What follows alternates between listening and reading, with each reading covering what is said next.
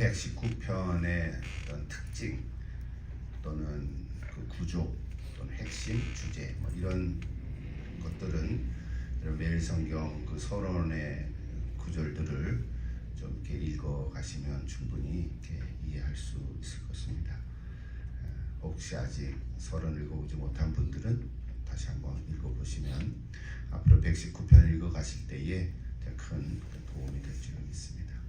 그저 세 가지만 간단하게 언급을 하면, 첫째로 119편은 히브리어 알파벳이 22개인데 그 알파벳 첫 단어를 이렇게 사용해서 이렇게 하나씩 지어갔습니다. 그래서 8절씩 해서 22 해서 176절이 됐죠. 이거를 탁관체 혹은 이합체, 뭐 알파벳 C 뭐 이런 말로 이렇게 특징을 얘기하고 있습니다. 알렙부터 타브까지 여러분을 119편을 끝까지 잘 묵상하면 히브리어 알파벳 22자가 뭔지를 이렇게 알 수 있을 것입니다. 매일성경에 보면 거기 앞에 조그맣게 나와 있습니다. 그래서 각 절마다 나오는 중심된 단어가 한 8개라고 하는데요. 거기에 우리가 구절을 읽을 때마다 동그라미를 한번 쳐보십시오. 절마다 조금 약간의 단어의 차이는 있기도 하고 어떨 때는 다른 단어로 나오기도 하고 뭐 그렇긴 합니다만, 전체로 보면 매 절마다 8개 단어 중에 하나가 이렇게 꼭 나오고 있습니다. 여러분 그 매일성경 19페이지를 한번 보시면 서론 중에 8개의 그 단어들이 거기 나와 있습니다. 혹시 발견하셨습니까? 예. 이거 제가 한 번만 소개하고 넘어갈 테니까, 그리고 중요한 건 아니지만 그래도 한번 알면 도움이 될 거예요. 여기 토라라고 되어 있는데 그건 율법을 얘기하죠. 우리 119편 읽어갈 때마다 율법이라는 단어가 나올 때 그거는 토라라는 의미입니다. 혹은 어떨 때는 교훈 이렇게도 나옵니다. 보통 율법, 교훈 혹은 그거를 히브리 말로 토라, 이것이 제일 많이 나오죠. 그래서 25번이 나옵니다. 그 다음에 말씀이 나오는데 그건 다바르, 그래서 22번 나오고요. 판단, 미시마팀 이렇게 해서 22번이 나옵니다. 증거, 에두두 해서 23번 나오고요. 율례, 훅하라 그러는데 훅킴 이렇게도 얘기합니다. 훅킴, 그래서 22번 나오고요. 그 다음에 법도들, 법도죠. 피쿠딤 뭐 이렇게 되는데 파쿠딤 이렇게도 얘기하고 21번. 계명, 미츠옷 그러죠. 미츠바 이렇게도 말을 하는데요. 22번 혹은 21번 이렇게 나옵니다. 마지막 말씀이 앞에 있으니까 약속이라고 생각하면 좋겠죠. 약속, 이마로트 이렇게 되어 있는데 이 물이 이렇게도 나옵니다. 21번 혹은 19번 뭐 이렇게. 어쨌든 제가 소개하려고 하는 거는 이제 119편을 8절씩 묵상할 때마다 한 절마다 이런 8개의 단어들이 이렇게 한 절에 하나씩 이렇게 나옵니다. 조금 다르게도 나오지만 대부분 다 이렇게 나오는 것을 여러분 보고, 그럼 그 집 나올 때마다 한번 동그라미를 쳐서 묵상하면 도움이 될 겁니다. 또 한 가지는 119편은 지혜의 시에 속합니다. 시편 1편과 같이 지혜에 속하는데 전체 주제는 말씀의 기쁨 이렇게 말할 수 있습니다. 말씀의 기쁨, 혹은 풀어서 얘기하면 말씀을 누리는 기쁨의 본질, 뭐 이런 뭐 같은 의미의 얘기죠. 그리고 마지막으로 하나 더 소개하고 싶은 거는 119편은 우리가 이렇게 지식으로 뭐 이렇게 잠깐 얘기는 하겠지만 실제로 119편은 시거든요. 시인데 시를 읽는 방법은 머리로 읽는 거 아니라 가슴으로 읽는 거잖아요. 그래서 시편으로 노래하라, 이제 찬양을 부르는 거예요.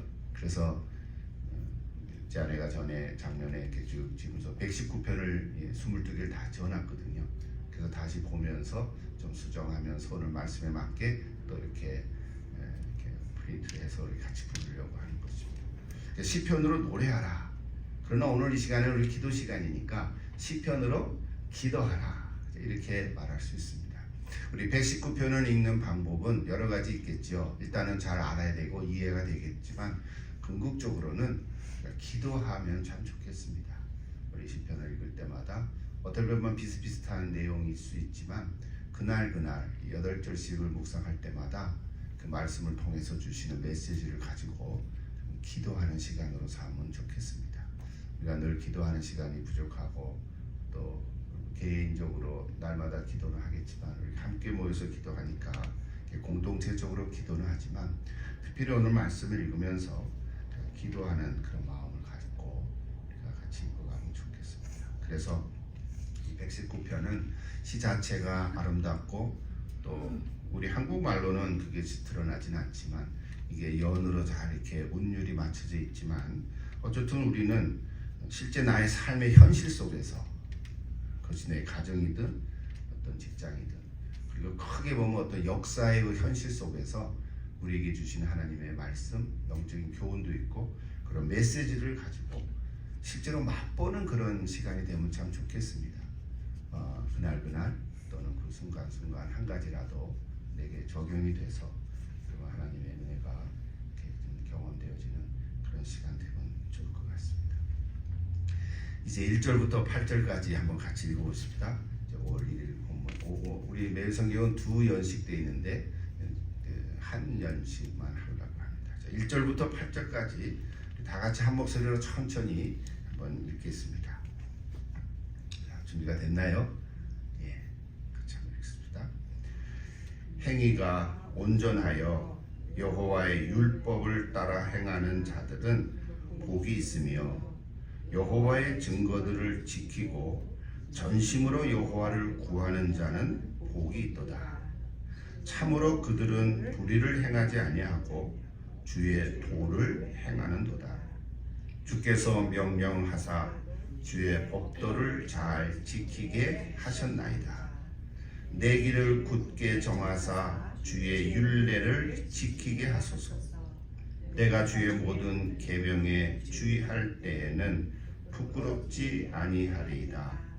내가 주의 의로운 판단을 배울 때에는 정직한 마음으로 주께 감사하리이다.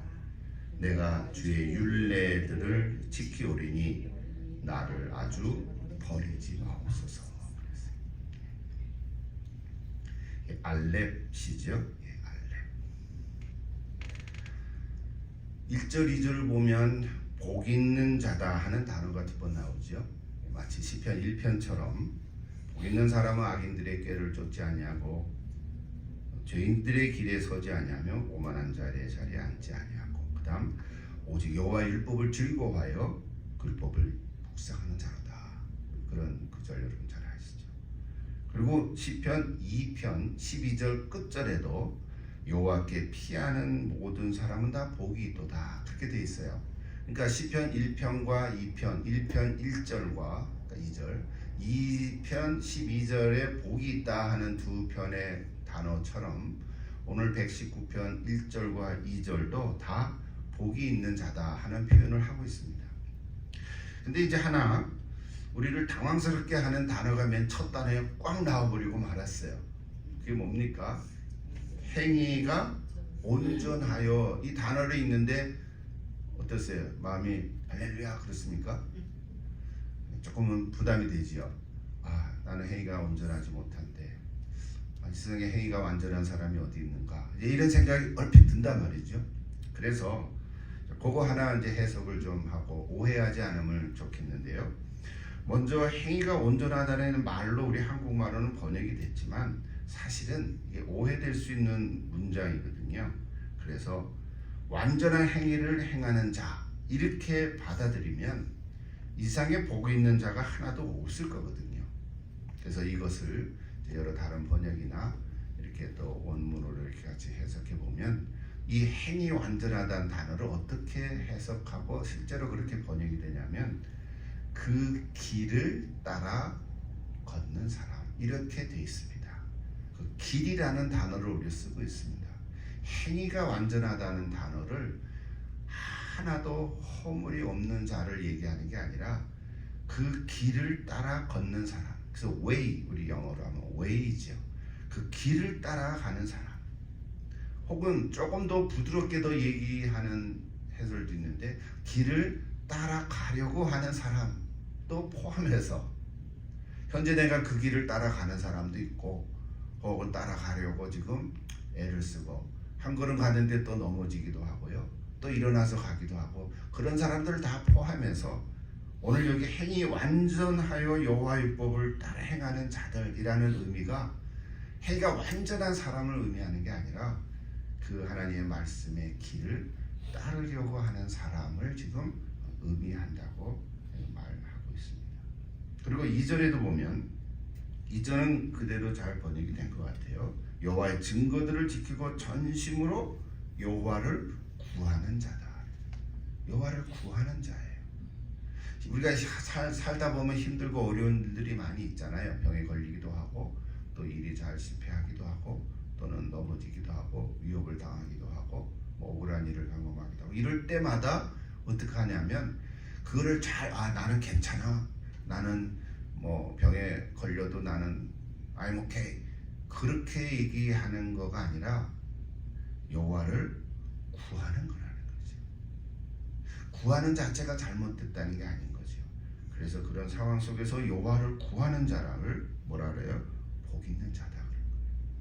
자, 그렇게 좀 설명을 듣고 보면 오늘 여기 1절 2절의 말씀은 여호와 율법을 완전히 지킨 행위 그런 사람이 라기보다는 여호와의 길, 즉 하나님께서 주시는 율법을 따라가고자 하고 여호와를 구하는 사람, 그런 사람이라는 거죠.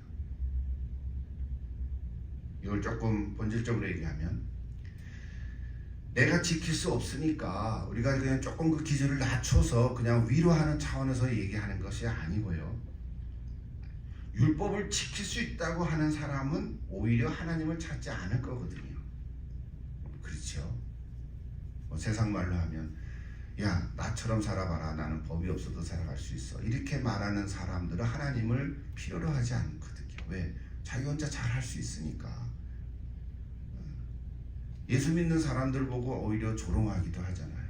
예수 믿는 그때는 좀 이렇게 예수 믿는 것들이 말이지 저런 식으로밖에 못 살아. 나봐라 나봐라. 뭐 이런 사람 그렇게 말하는 사람도 혹 있거든요.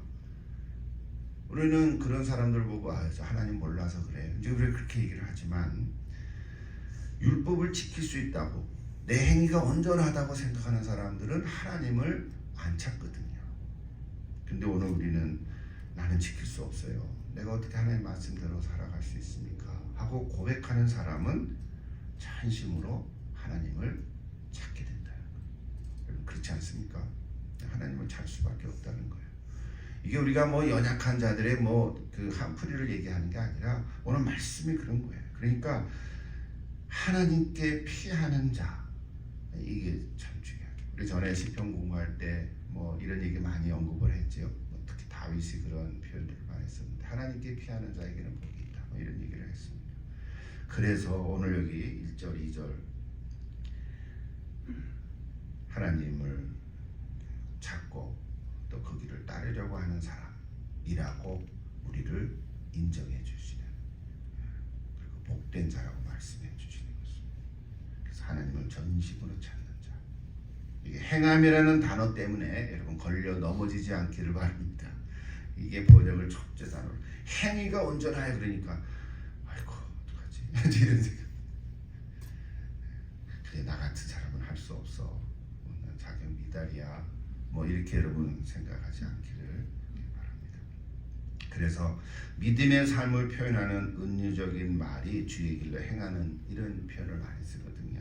우리 신앙생활은 그래서 긴 여정입니다. 여러분 평생 예수 믿고 살아오신 분들 계시잖아요. 마치 100m 달리기가 아닌 거예요. 우리 신앙의 여정은 마라톤과 같은 거예요. 근데 마라톤도 조금 더 애도하면 장애물이 있는 허들 경기와 같은 거예요. 이것을 이해할 때 오늘 우리 시편의 말씀을 통해서 은혜 얻을 줄로 믿습니다.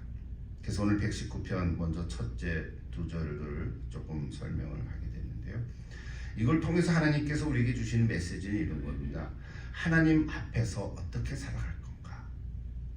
뭐 이런 질문은 다른 성경을 통해서도 우리가 던질 수 있는 질문이죠. 하나님 앞에서 어떻게 사나? 이게 근본적인 우리 신앙에 대한 질문이잖아요. 커다란 인생의 질문이죠. 그럼 거기에 답을 해야 될 텐데 그 답이 뭐냐면 그 길을 걷는 모습이다. 여러분, 길을 걷고 있는 자, 여러분 다 오늘 저와 여러분이 다 이 길을 걷고 있는 사람들입니다. 맞습니까? 동의하고자 합니까? 어떤 사람은 달려갈 수도 있고 또 저렇게 빨리 걸 수도 있고 천천히 걸을 수도 있고 또는 힘들고 어려우면 털털 걸어갈 수도 있고 뭐 사람마다 다 조금씩 차이는 있지만 그 길을 걷는 사람이에요. 이게 답이에요. 그래서 우리가 질문을 여러분은 그 길을 걷고자 합니까? 아니 걷고 있습니까? 할 때 여러분 예 그렇게 답할 수 있으면 됩니다. 그렇죠? 걷고 있습니까? 예. 이거를 뭐라 그래요? 동행한다 그러죠. 그래서 오늘 이 주제는 핵심은 방향성의 문제입니다.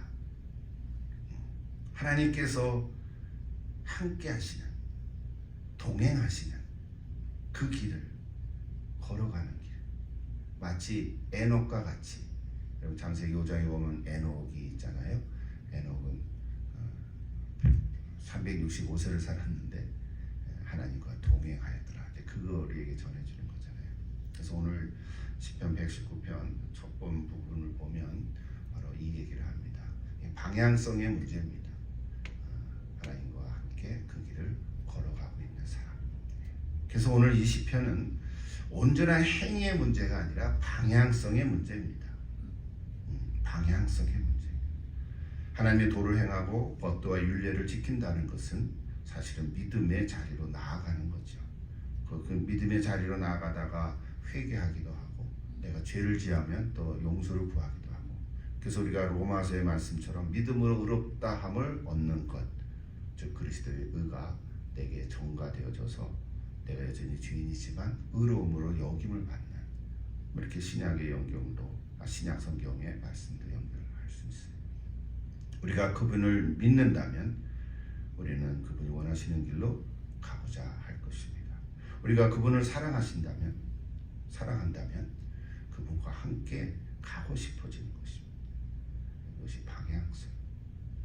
제자도의 삶은 예수님을 지켜보기만 하는 것이 아니고 예수님의 가신 길을 그냥 바라만 보는 게 아니라 그분이 하셨으니까, 그분이 모든 걸 다 완수하셨으니까 나는 할 일이 없어. 그냥 나는 감사만 하면 돼. 하나님 예수님 감사합니다.